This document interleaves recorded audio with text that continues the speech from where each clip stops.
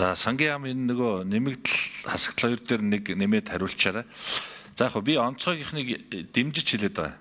Тэр нэг хувцс бол байсан. Тэгээ сүүлд нь бид нар төсөлт өгөөд амар сайхан дарагт хөсөлтийн өргөдлийн дамжуулаад нэмж өгнө гэсэн төгөөл өгөгдсөн юм байна. Тэгтэл ер нь дундаа ганцхан хувцастай сууж байгаа Сэлэнг аймгийн онцгой байдлын газар гэж сууж байгаа байхгүй. Манай Монголын хамгийн их том гол мөрөнгөтэй газар. Тэгэхээр энийг хэдүүлээ жоох анхааруул яасан. Сая тэгээд таны ярьж байгаа тоон дотор ч гэсэн 57% гэдэг чинь тал нь байхгүй л гэсэн үг байхгүй. Тэгэхээр энэ дээр хэдүүлээ нэг жоох анхаарад энэ онцгой дээр анхаарахгүй л саяын хөвсгөлийн тэр эмгэлтэй явдал дээр ихтэл маш их зардал гарлаа шүү дээ. Тухайн үедээ нэлээд өндөр хүчтэй ихний өндөр одоо зохион байгуулалттай техниктэй аврах нохойтой ажилласан бол олон хоног ажиллах шаардлагагүй байсан л гэж бодож байна. Тэгэхээр энэ дээр бас анхааруул.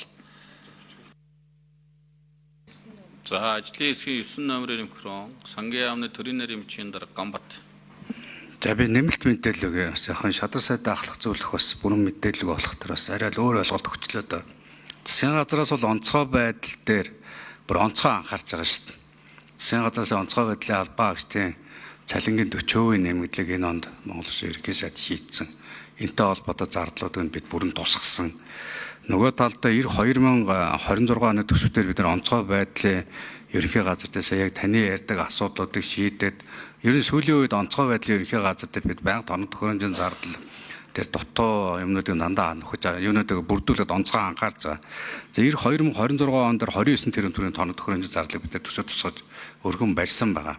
Энэ асуудлаараа бол харин бүрэн шийдээд явах болцоотой гэж үзэж байгаа. Аврах гал унтраах ангийн барилга дээр нийтдээ хөвсгөлийн тариалан Баян хонгор өвөр ханга завхан дээр гээд энэ барилгуудад төсвөртөн 31.2 сангууч дүн 10.3 гээд энэ дээр бол бас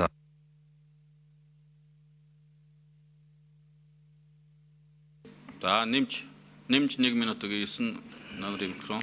за ингээд барилга дээр бол 31.2 тэрбум төгрөгийн төсвөртөгтэй барилга байгаа. Тоног төхөөрөм дээр 29 тэрбум төгрөг. Гадаад зээл тусламжаар би 523.8 тэрбум төгрөгийн өртөгтэй Азийн хөгжлийн банкны 2 төслийг хэрэгжүүлэхээр тусгаж энэ бол хилцээр нь хийгдээд энд бол бүр эрс болцоотой. Энэ дээр бол Монгол улсын гамшигыг сөрөн төсөөлөх чадварыг бэхжүүлэх төслөд энэ дандаа онцгой байдлын чадварыг сайжруулах шаардлагатай дон төхөөрөмжүүдийг худалдаж авах гэдэг ийм Азийн хөгжлийн банкны төслөөр 2 төсөл хэрэгжиж байгаа. Нийтдээ 523 тэрбум төгрөгийн төсвөртөгтэйгээр ийм. Тийм учраас онцгой байдлын ерөнхий газар дээр бид нар хангалттай бол ерөнхийдөө засгийн газрын төвчөнд бол асуудлыг шийдэхээр оруулж ирсэн гэдгийг хэлье.